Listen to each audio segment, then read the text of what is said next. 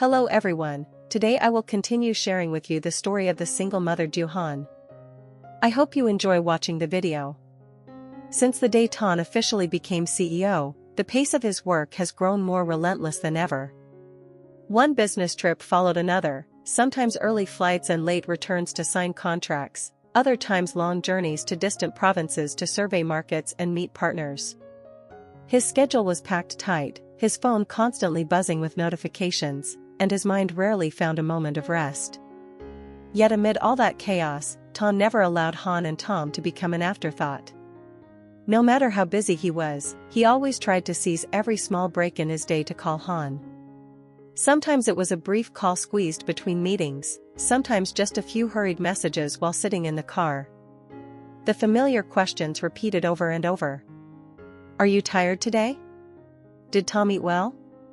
I'll be home a bit late tonight, wait for me." Hearing Han's voice on the other end of the line pulled Thành back to the very real rhythm of family life, a place without contracts or numbers, only the quiet peace he deeply cherished. On days when he could manage his time, Thành made an effort to come home and have dinner with the two of them, even if it was late at night. Sitting at the table, listening to Han talk about the small details of her day, watching Tom chatter happily, his heart softened after hours of tension. To Thành, those moments were more precious than any meeting with business partners. More than anyone, he understood that busyness, if not shared and protected, could easily turn into distance. He feared that his frequent absences might make Han feel lonely, feared the evenings filled only with light and silence would make her sad. And so, no matter how exhausted he was, he chose to stay present, quietly but steadily, as if to remind her that family would always be his greatest priority. Han never said it out loud, but she saw everything. On nights when Thành came home late, the fatigue was clear on his face despite the familiar smile he tried to maintain. His suit was still perfectly pressed, his tie not yet loosened, yet the first thing he did was bend down to ruffle Tom's hair, ask the child a few quick questions, then look at her with eyes filled with unmistakable guilt. There were evenings when Han stood in the kitchen, hearing the sound of his car outside, her heart tightening slightly. She understood that his work was no longer simple, that the role of CEO carried responsibilities not everyone could bear. But understanding was one thing, feelings were another. There were moments, as she cleared away a cold dinner alone, when she couldn't avoid a faint sense of emptiness, not strong enough to complain about, but enough to weigh gently on her heart. And then, all it took was a message lighting up her phone. "I'm almost done, wait for me a little longer." Or a brief call. "I'll be late, make sure you eat first." Those emotions would soften again. Han realized that even amid pressure and exhaustion, Thành was still trying to keep her and Tom in a very important place in his life. She noticed his care in the smallest things. In how he remembered to buy her favorite food on the way home. In how he asked about every detail of her day, even when his eyes were heavy with fatigue. In how he sat beside her, eating a late meal in silence, yet his hand would instinctively rest over hers, offering quiet reassurance.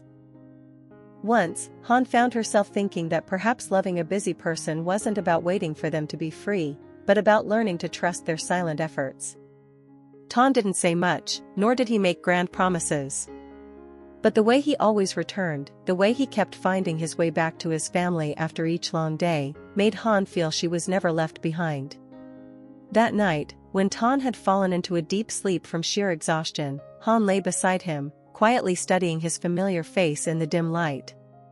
She gently pulled the blanket a little higher, whispering to herself in her heart, "As long as these efforts remain, as long as they still think of each other, no matter how busy life becomes, this family will continue to stand strong." That evening's dinner passed more quietly than usual. Thành came home late. By the time he stepped inside, the clock was already nearing 10. The kitchen light was still on, a pot of soup gently reheated on the small stove, the faint scent of warm rice lingering in the air. Han didn't complain, nor did she ask why he was late. She simply looked up at him and smiled softly. "Go wash your hands. I'll warm the food again." Thành sat down at the table, his shoulders slumping slightly after a long day. He ate slowly, almost without speaking. Han noticed his hand trembling ever so slightly as he held his chopsticks, a tiny detail, yet enough for her to realize just how exhausted he was. After a while, Han spoke, her voice calm, as if telling a very ordinary story. Today Tom and I were fine. He went to bed early and behaved well. You don't need to worry. Tom paused for a beat and looked up at her. A flicker of surprise crossed his eyes. I'm afraid, lately I've been too busy, and you're sad but don't say anything. Han set her chopsticks down and turned to him. There was no reproach in her gaze, no silent endurance, only clear understanding. I do feel sad, she said softly, but I understand. I know you're trying your best for our family. Her words left Ton momentarily speechless. He lowered his head, his hand tightening into a fist. All the pressure that had built up over time, the endless meetings, the heavy decisions, the fear of not doing well enough, rose up at once. He had never said it out loud, but deep down, one worry had always lingered, that his busyness would hurt the person beside him. I'm just scared, Tana's voice dropped. Scared that one day I'll come back and you'll already be exhausted, no longer patient enough to wait for me. Han reached out and gently touched his hand. I don't need you to be home all the time, she said slowly. I just need to know that wherever you are, you still carry me and our child in your heart. Ton looked up. His eyes reddened quickly, despite his effort to hide it. He turned his hand over and held hers tightly, as if letting go would cause his emotions to spill out of control. Thank you for understanding me, he said hoarsely. I'll try to find balance. I don't want success at the cost of my family.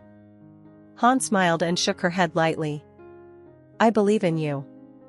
That night, long after everything had fallen quiet, Ton lay beside Han, unable to sleep for a long time. He realized that amid the demands of being a CEO, what steadied him most wasn't his position or power, but a woman gentle enough to understand him and strong enough to stay by his side even when he was at his weakest. The trip came too suddenly, as if giving no one time to prepare. That morning, Tom received an urgent call from a partner. The contract needed to be signed earlier than planned, and the location was far away, forcing him to leave immediately. He only had time to return home, change clothes, gather a few necessities, and head out. No long explanations, no extra words, just the way he always handled things when work swept him away. Han walked him to the door. She leaned against the doorframe, watching his figure hurry toward the car. In that brief moment, her heart sank slightly, as if something brushed against a familiar sense of unease. Drive safely, she said. Ton turned back, smiling reassuringly, his voice steady. Yeah. I'll come straight back once I'm done. The car pulled away, leaving behind the quiet morning road. Han stood there for a while longer before turning back inside, telling herself it was probably just a fleeting feeling. She'd been more sensitive lately because Ton was so busy, there was no real reason to worry too much. Outside, the sky began to shift toward rain. The first drops of the season fell onto the road, turning the world a duller shade of gray. The car carrying Ton sped through the growing traffic. He sat in the back, still finishing a few calls, replying to emails he hadn't yet had time to answer. The pressure of work kept him from noticing the road growing slick, unaware that in just minutes, everything would spiral out of control. The screech of brakes rang out suddenly. A car ahead lost control, skidding sideways across the lane in the rain. Tana's driver swerved instinctively, but the distance was too short.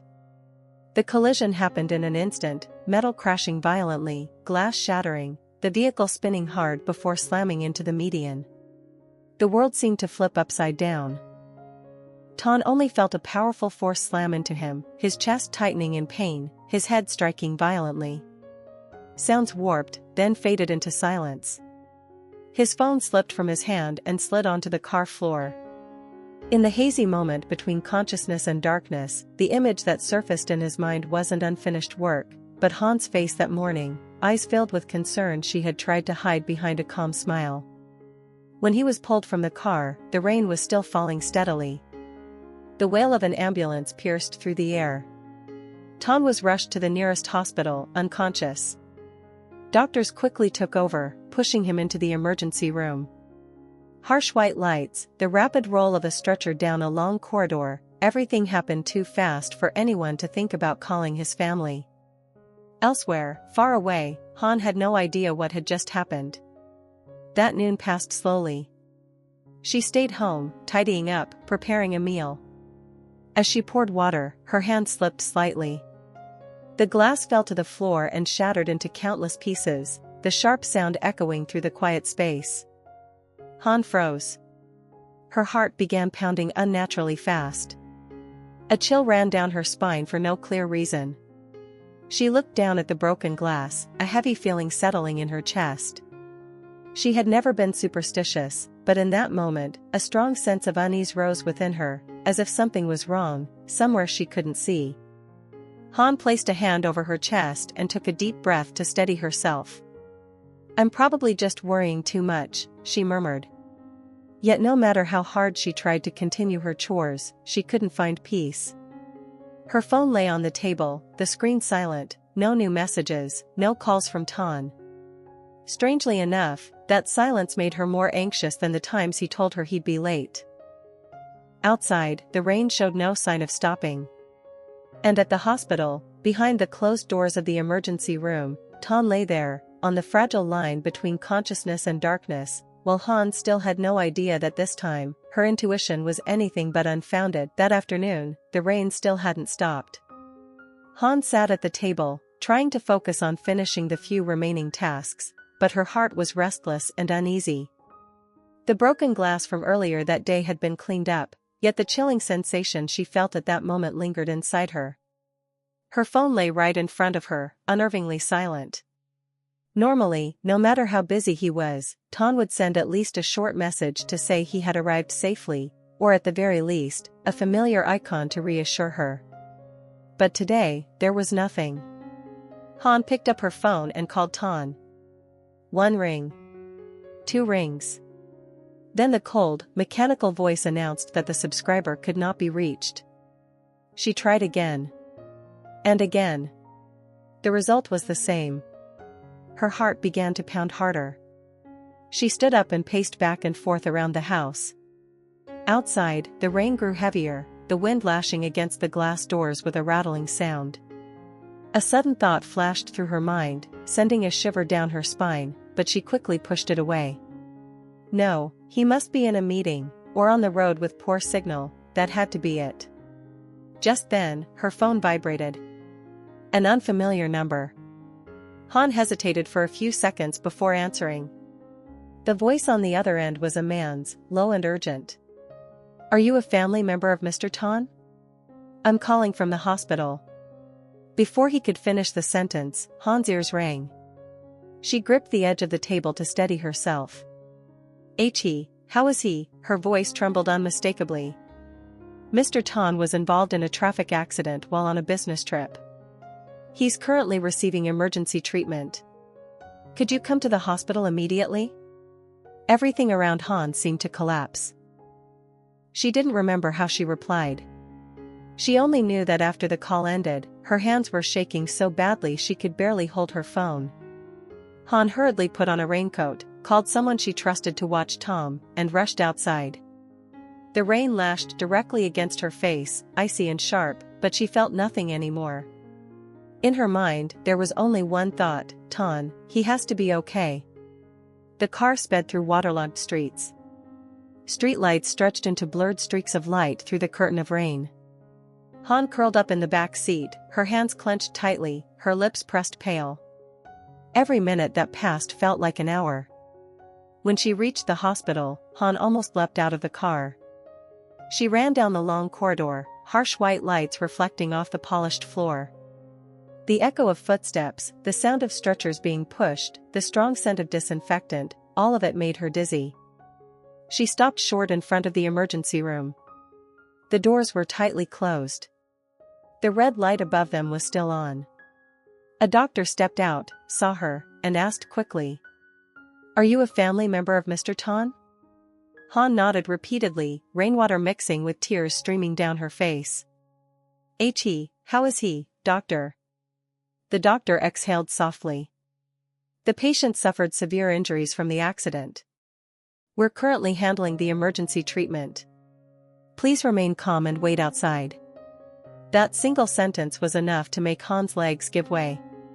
She sat down on the bench outside the emergency room, her hands clasped tightly together, her body trembling uncontrollably. In her mind appeared the image of Tom leaving home that morning, his reassuring smile, his words, "I'll come straight back once I'm done." It all felt like it had just happened, yet now it was painfully distant. Outside, the rain continued to fall without pause. And Han sat there, in front of the closed door, her heart suspended between hope and overwhelming fear, able to pray for only one thing, that Tom would survive. After a suffocatingly long time, the emergency room doors opened. A doctor stepped out, pulling down his mask, his expression more serious than before. Just one glance was enough to make Han's heart tighten. She sprang to her feet, stepping forward, her legs barely feeling like her own. "Are you Mr. Tana's family?" Han nodded, her lips trembling. "Why, yes. I am." The doctor looked at her for a brief moment, then spoke slowly, clearly, word by word. "The patient has suffered multiple traumatic injuries due to the traffic accident. The head injury is quite severe, with internal bleeding. We've completed the initial emergency treatment, but his condition is still extremely critical." Han's ears rang. The words multiple injuries, bleeding, critical echoed in fragments inside her head, no longer forming complete meaning. She clutched the back of the bench behind her, took a deep breath, and finally managed to speak. Will he make it, doctor?" The doctor didn't answer right away. That silence was more terrifying than any words. "We will do everything we can. But you need to prepare yourself for the worst." The sentence cut straight into Han's chest like a blade. A nurse brought out a stack of papers and placed them in her hands. "Please sign here to consent to surgery and the necessary procedures." Han looked down at the papers. The words blurred together, each line long and filled with unfamiliar medical terms. Her hand shook so badly she could barely hold the pen. She tried to sign, her handwriting came out crooked and broken, stopping several times before she could finish writing her name. In that moment, Han suddenly realized. Just one signature, yet it marked the line between staying and possibly losing everything. When the emergency room doors closed once more, Han sat back down on the cold bench in the hallway. The clock on the wall ticked on, each second heavy and unbearable. The hospital at night was quieter, leaving only the distant roll of stretchers and the steady hum of machines echoing from within. That night, Han did not sleep. She sat there, her hands tightly clasped, eyes fixed on the closed door in front of her. Memories flooded her mind, small, ordinary moments she had never thought she would cling to so desperately. Evenings when Tom came home late, clothes still smelling of rain, yet he still sat down to eat with the two of them despite his exhaustion. Brief phone calls between meetings, just to ask, "Are you two okay?" The look in his eyes whenever he said, "I'm sorry I've been so busy lately," full of guilt, yet trying so hard. Han bit her lip. Silent tears fell, soaking into the cold fabric of her sleeve. He had promised he'd come straight back. He hadn't even had the chance to come home yet. In the hallway, the white lights remained unchanged. Time seemed to freeze in that moment, the moment when a woman could do nothing but sit and wait, helpless, placing all her hope behind the closed doors of the emergency room. And Han prayed for just one thing, something so small. No matter what happens, please let him live, so she can continue waiting for him to come back. The doors of the operating room finally opened when dawn was already approaching. A doctor stepped out, his face clearly showing exhaustion after hours of intense strain. Han jumped to her feet at once, her legs trembling so badly she nearly collapsed. She walked toward him, her eyes fixed on every subtle change in his expression, as if trying to read the outcome before he spoke. "The surgery is temporarily stable," the doctor said in a low, measured voice. "We managed to stop the bleeding and address the most immediately dangerous injuries." Han hadn't even had time to breathe in relief when the doctor continued. "But the patient is still in a deep coma." The word coma landed clearly, unsoftened, unavoidable. Han took a small step back. Coma, what does that mean, doctor? Her voice had grown noticeably smaller. The doctor looked at her, his eyes carrying the caution of someone used to delivering difficult truths. Due to the head trauma and cerebral hemorrhage, Mr. Tana's body has essentially shut down to protect itself. We are using sedatives and closely monitoring his neurological responses. Will he wake up? The question slipped out almost instinctively. The doctor was silent for a few seconds. There is a chance he will regain consciousness. But the timing is impossible to predict. It could be a few days, or much longer. Han clenched her hands tightly. Then, what's the worst-case scenario? The doctor took a deep breath. If the brain swelling doesn't subside, or if complications arise, the patient may be left with neurological aftereffects. Memory, motor functions, even consciousness itself, could be affected. Each word struck Han's chest like a heavy blow. She nodded faintly, though her mind felt completely blank. I understand. I just need to know that he's alive. The doctor studied her for a moment, then nodded. For now, he is past the immediate danger. The rest is waiting. Waiting. A single word, yet heavier than anything Han had ever heard. She was allowed into the recovery room for a brief visit. She stepped inside, each footstep feeling slower than the last. Tan lay there, motionless, his face pale beneath the cold lights. For lines, machines, the steady beeping, everything made him feel painfully distant. Han stood beside the bed, afraid to touch him too firmly. She gently placed her hand over the back of his hand. Cold. Tan, she whispered, her voice trembling. I'm here. There was no response. She leaned closer, tears falling uncontrollably. Can you hear me? You still owe me a meal, you haven't come home to me and our child yet. The machines continued their steady, indifferent rhythm. Han held his hand a little tighter, as if afraid that letting go would cause him to drift somewhere far away. You promised, you can't break your promise. She didn't know whether he could hear her or not. Still, she kept talking, one sentence at a time, as if anchoring him with her voice. Outside, the sky was beginning to brighten. A new day was starting, while for her, time felt trapped in this moment, the moment the man she loved lay suspended on the fragile line between consciousness and darkness. The recovery room was so quiet she could hear every steady beep of the heart monitor. Han sat by the bed, staring at Tan without blinking for hours. His face was unchanged, familiar yet distant, still in a way that hurt to see. She reached out to adjust the edge of his blanket, her movements so gentle it was as if she feared startling him, even though he remained motionless. After a very long time, Han finally spoke. Tan, her voice was so soft it was almost a whisper. I don't know if you can hear me, but I still want to say this. She leaned closer, still holding his hand, her faint warmth seeping into his cold skin. Yesterday, Tom asked me why Daddy has been gone so long and still hasn't come home. She thought you were just busy with meetings again. She even said that when you come back, you should remember to buy her a small toy car. Han let out a quiet laugh, but tears spilled down her cheeks almost immediately. See, she still thinks you'll come home. She believes in you so much. She took a deep breath to keep her voice from breaking. This morning I told her that Daddy went on a long business trip and would be back in a few days. Tom nodded right away, she didn't cry.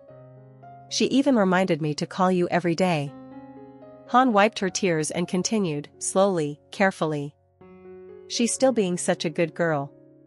She eats a little more slowly than usual, but she finishes her meals. At night, she hugs her pillow and says she's saving space for Daddy to lie beside her. Her voice caught. Can you hear that, Tan? Our child is waiting for you. She leaned even closer, her forehead nearly touching the back of his hand. I know you're tired. I know you've already tried so hard.